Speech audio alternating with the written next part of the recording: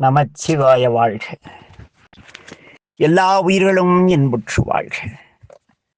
நேற்றைய பதிவிலே நாம் கண்டோம், இறைவா, இந்த உடல் குற்றம் நீங்க எனக்கு முத்திரை தோளிலே என் உடம்பிலே நீங்கள்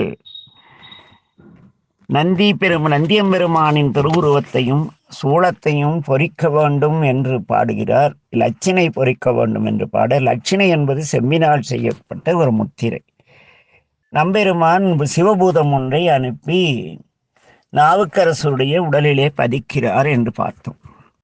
இந்த முத்திரை வாங்குதல் என்ற சடங்கு இன்றும் வைஷ்ணவ சம்பிரதாயத்திலே, வைஷ்ணவ சமயத்திலே நிறைய உண்டு. என்னுடைய நண்பர் ஒருவர் நம் அன்பர்களெல்லாம் பச்சை குத்தி திரிவதை பார்த்து என்னிடம் கூறினார், இந்த சைவர்கள் எல்லாம் பச்சை குத்தி கொண்டு பரமனை ஏமாற்றளவு நீங்கள்லாம் கில்லாடிங்க மாப்பிள்ளை அப்படின்னு என்கிட்ட கிண்டல் அடிப்பாங்க. ஏன்னா நான் பெருமாளை எங்கே போனாலும் கொஞ்சம் கிண்டல் அடிக்கிறது வழக்கம். சாமிக்கு, பெருமாளுக்கு, வேங்கடவனுக்கு மதுசூதனன் என்ற ஒரு பெயர். அங்கே திருப்பதி செல்லும் பொழுது அந்த நுழைவாயிலே சகுனியுடன் சூதாடுவது போல ஒரு சூதுன்னா அந்த தாயகர் ஆடுற மாதிரியும் பக்கத்தில் அந்த இடத்துல எச்சத்து கோப்பை வச்சிருப்பாங்க. அதை பார்த்துட்டு என் நண்பர்கிட்ட சொன்னேன், நண்பா, உங்கள் சாமிக்கு சரியாதான் பேர் வச்சிருக்காங்க மதுசூதனன்னு. ஒரு கையில் கட்டிங்க்கு கோப்பை வச்சுக்கிட்டு சூதாடுறாரு அப்படி கிண்டல் அடிப்பது. ஒரு அந்த என்ன இருந்தாலும் நம் மீனாட்சி என் அன்னைக்கு தாரை வார்த்து கொடுத்த மாமா அல்லவா, அப்படி பேசிக்கொண்டிருக்கும் பொழுது அது அவருக்கு ரொம்ப நாள் கவனிச்சுட்டு சிரிச்சுட்டே போயிடுவார். அப்புறம் இந்த உலக சுண்டையாத்திரை கூட்டம் மாநாடு ஒன்றுக்கு அவர் அழைச்சி வந்திருந்தேன். வந்த பொழுது எல்லோரும் பச்சை குத்தி கொண்டிருந்தார்கள். அவரை என்னை பார்த்து என்ன இது அப்படின்னு கேட்டார். நாங்கெல்லாம் இறைவனுடைய சூளத்தையும் நந்தியையும் தோளிலே பொறித்து கொண்டுள்ளோம். அப்படியா, பொறிச்சிட்டு இருக்கீங்களா, பச்சை குத்தி இருக்கீங்க? அவர் கொஞ்சம் தமிழையா, திருமுறைகள் ரொம்ப ஈடுபாடுடையவர். அவர் சொன்னார், முராரி அப்படி அவர் பேரு. அந்த ஐயா சொன்னாங்க, பொறித்தல் வேற, பச்சை குத்துதல் வேற. இதுக்கு பச்சை குத்துறதுன்னு பேரு, டாட்டூஸ்னு இங்கிலீஷ்ல சொல்றாங்கல்ல, பச்சை குத்திக்கிறது. இது கிடையாது, நாவுக்கரசருக்கு நிகழ்ந்தது. நாவுக்கரசருக்கு நிகழ்ந்த பிறகு ராமானுஜர் முத்திரை பெற்றதாக இறைவனுடன் வேண்டி சங்கு சக்கர முத்திரை தாங்கியதாக எங்களுடைய வைஷ்ணவ சம்பிரதாயத்திலே ஒரு மரபுண்டு. இன்னும் வருகின்ற ராமானுஜ ஜெயந்தி இன்றைக்கு ஜியர் சாமிகள் சிலருக்கு முத்திரை பதிக்கிறார், வந்து பார் என்று கூட்டி சென்றார். அங்கே ஜியர் மடத்திற்கு சென்றோம். அடியேன் என்னதான் நடக்குன்னு பார்த்துட்டு இருக்கோம். விடிய கால ஒரு 4:30 மணிக்கு என்னையும் எழுப்புனாங்க. அவங்களோட நான் அடியேனும் எழுந்திரிச்சேன். குளித்தோம். நான் கரையில் நின்றுருக்கேன். அந்த முத்திரை வாங்குற ஒரு 3 பேர் முத்திரை வாங்கினாங்க. அவங்களே கழுத்தளவு குளிர்ந்த குளத்து நீரில் நிறுத்திட்டாங்க. ஒரு அரை மணி நேரம் நாராயண நாராயண நாராயண அப்படி சொல்லிகிட்டே இருக்க வச்சாங்க. அந்த குளிரில் குரல் நடுங்கக்கூடாது. நடுங்கிட்டே அவனுக்கு முத்திரை தர மாட்டாங்க. அப்புறம் அப்படியே அதில் ஒரு ஆள் தான் தேரல, 2 பேர் தேர்னாங்க. அவங்கள அப்படியே கூட்டியாந்தாங்க. திருமால் முன்பு ஜியர் மடத்தில் இருக்கிற வழிபாடு மூர்த்தி முன்பாக உட்கார வச்சாங்க. ஒரு மணப்பலகை போட்டு அவர்கள் அவ்வளோ மரியாதையாக அவங்கள அழைத்து வந்து உட்கார வச்சாங்க. அவர்கள் அமர்ந்தார்கள். எதற்கே ஒரு பொற்கொள்ளர், அந்த தங்கம் வேலை செய்கிறவங்க ஒரு அடுப்பு வச்சிருப்போம், குமிட்டி அடுப்பும்பாங்க, அதில் போட்டு தணல்ல ஏதோ காஞ்சிக்கிட்டு இருக்கு. என்னன்னு பார்த்தா சங்கு சக்கரம் ரெண்டும் முத்திரையாக இருக்கு. லட்சினை சீல் முத்திரை காஞ்சிட்டு இருக்கு செம்புல.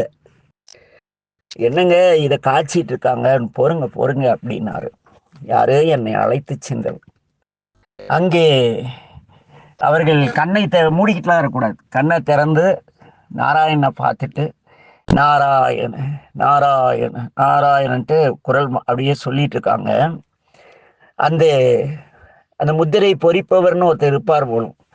அவர் நம்ம கதையில வர்ற பூதம் மாதிரி தான் இருந்தார். நல்ல அப்படி நல்ல குண்டா அப்படி. நம்ம மடத்தாட்களே ஒரு கெத்தா இருப்பாங்க. நல்ல நெய் சோறா சாப்பிட்டு ஏன்னா அவங்க கேட்கறதே நம்ம பெரியாழ்வார் கேட்பார், நெய்யிடை நல்லதோர் சோறும்னு திருப்பல்லாண்டுல கேட்பாரா. அப்படி சாப்பிட்டு சாப்பிட்டு அவங்க மினு நல்லா தான் இருப்பாங்க. நம்ம சிவாலய பூசாரிங்களே இப்ப கொழுத்து போய் அப்படித்தானே இருக்காங்க. அப்புறம் இங்க என்ன நடந்ததுன்னா, அவங்க அந்த முத்திரையை எடுத்தாங்க. எடுத்து வந்து அந்த முத்திரை பாங்களுடைய மார்புக்கு நேரா பக்கத்துல சொங்கன்னு குத்திட்டா பரவாயில்ல, இப்படி மெதுவா கொண்டு போறாரு. ஏன்னா கொண்டு போகக்குள்ள அந்த முத்திரை பழுதில்லாமல் பதியணும். ஈர உடம்பு, மார்பு பகுதி எப்பவுமே நமக்கு கொஞ்சம் சாப்பிட்டா தானே இறைவன் படைச்சிருப்பாரு. உள்ள இருக்கிற இதயத்தில் கருணை வேணுங்கிறதுக்காக அப்படியே அந்த முத்திரையை மெதுவா அப்படி ஒத்தி ஒரு நிமிஷம் வச்சு எடுத்தார். அவர் அப்படியே நாராயணா எப்படி சொன்னாரோ அப்படியே தான் சொல்லிட்டு இருந்தார். ஐயோ சுடுது அப்படிலாம் கத்துல. இன்னொரு புறம் சக்கரம் வச்சாங்க. அந்த அன்பர் அமைதியா நாராயண நாராயண நாராயண. அப்புறம் அதுக்கு அவரை நவுத்திட்டு அடுத்தவர்கிட்ட போனாங்க. அவரு இவருக்கு அவருக்கு இவர் ரெண்டும் பொறுமையா நாராயண சொன்னாரு. அவரு என்ன பண்ணாரு, நாராயணன் சொல்லக்குள்ள அந்த சங்கு வைக்கக்குள்ள அமைதியா சொல்லிட்டாரு. சக்கரம் நாராயணான்ட்டாரு. தீச்சு விட்டாங்க சாமி. அவர் இந்த பிறவியில இனிமே முத்திரை வாங்கவே முடியாது. ரெண்டையும் தீச்சு விட்டாங்க. என்ன அதுக்கு பேரு முத்திரை வாங்குதல், அதுக்கு பேரு லட்சினை பொறித்தல். தில்லுன்னா செஞ்சீங்கடா பசங்களா, என் அன்பிற்குரிய பிள்ளைகளே, சிவனடியார்களே. தில் இருந்தா இது மாதிரி முத்திரை குத்திக்குங்க, பச்சை குத்திக்காதீங்க. என்ன கோச்சிட்டாலும் சரி, ஈஸ்வரா ஈஸ்வரன் தான் அந்த பச்சை குத்தி நெஞ்சில சிவலிங்கம் எல்லாம் போட்டு வேற லெவல்ல நம்மால் இருப்பாரு. நம்ம ஒருங்கிணைப்பாளர் உலகசடையாத்திரு கூட்டம் அப்படி சும்மா முனிசு மாதிரி மீசையெல்லாம் வச்சுட்டு வீரபத்திர மாதிரி கெத்தா இருக்குல்ல. மற்றவனுக்கெல்லாம் சொல்ல எனக்கு மனசு இல்லை, நீ என் பிள்ளை ஈஸ்வரா. தில் இருந்தா அது மாதிரி முன்னோடியா நீ முத்திரை வாங்கு. என்ன அந்த நந்தியும் சூளமும் செம்பிலே செய்து அதை உன்னுடைய மார்பிலே சூடு வைத்துக்கொள், உன்னுடைய தோள்களிலே. நீ ஒருத்தர் செஞ்சனா உன்னை பார்த்து நிறைய பசங்க செய்வாங்க. ஏன்னா ஈஸ்வரை எதை செஞ்சாலும் காப்பி அடிக்க ஒரு கூட்டமே இருக்கு. எதுக்காக இந்த பயனை சொல்றேன்னா, இந்த உலக சிவனடியாரெல்லாம் ஒற்றுமையா வாழணும்னு மெனக்கிட்டு, அதனால பல்வேறு இன்னைக்கு வரைக்கும் அவனுடைய லட்சியத்தில் முழுமையான பயணம் செய்ய முடியாம இருக்கக்கூடிய ஒரு நல்ல ஆன்மா அந்த சிவ ஈஸ்வரன். செயற்கை சுற்றுச்சூழல் இதெல்லாம் வந்து எவ்வளவு பெரிய ஞானியா இருந்தாலும் பக்திமானா இருந்தாலும் பலகீனப்படுத்திடும். என்ன ஆக சிவனடியார் என்று சொல்லிக் கொள்பவர்கள் தில் இருந்தா முத்திரை குத்திட்டு சும்மா பச்சை குத்துற வேலையெல்லாம் வச்சுட்டு சிவனை ஏமாத்தாதீங்க. ஈஸ்வரனுக்கு சொன்னது என் தனிப்பட்ட கருத்து. அந்த வைஷ்ணவ அன்பர் சொன்னார், அவரும் முத்திரை வாங்கியிருக்கார். தெளிவா சங்கும் சக்கரமும் மார்பிலே பொறித்துள்ளார். அப்ப சொன்னாரு, சும்மா சிவனடியாருன்னு சொல்லிக்கிட்டு ருத்ராட்சம் கட்டிட்டு திருநீர் பூசிட்டு பச்சை குத்திக்கிட்டு பரம சிவனையே ஏமாத்துறங்க, என்ன ஏமாத்தணும்னு என்கிட்ட பேசியிருந்தார். அது சப்ஜெக்ட். ஆக இந்த லட்சணை பொறித்ததல்லவா நாவுக்கரசுடைய திருமேனியிலே பூதம், அது இதுதான். மூவிலை சூளமென் மேல் பொறிமேபு கண்டாய். என்ன அப்படி முத்திரை வாங்கின ஒரே சைவர் எனக்கு தெரிஞ்சில்ல. வரலாற்றில் எடுத்துக்கொண்டாலும் கூட இந்த நந்தியும் சூளமும் பொறித்து கொண்ட ஒரே சைவர் நம் சைவ சமயத்தின் மாபெரும் முதல் தலைவர் யாரு? நாவுக்கரசடிகள். திருமுறை இறைவன் மகிழ இறைவனை மட்டும் பாடிய தேவார என்ன திருத்தொண்ட தொகை வேந்தர்.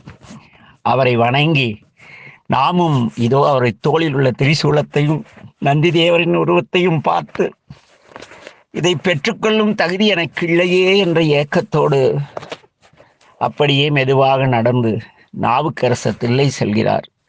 நாமும் அவரோடு தில்லை செல்வோம். தில்லையில் சென்றதும் இறைவனை வழிபட்டு நாம் என்ன செய்வோம்? சாமி கும்பிட்டு அடுத்த கோயில் பார்க்கலான்னு ஓடி போயிடுவோம். இவர் அங்கே உளவார பணி செய்து கொண்டிருக்கிறார். செய்யட்டும். நமச்சிவாய வாழ்க. எல்லா உயிர்களும் இன்புற்று வாழ்க.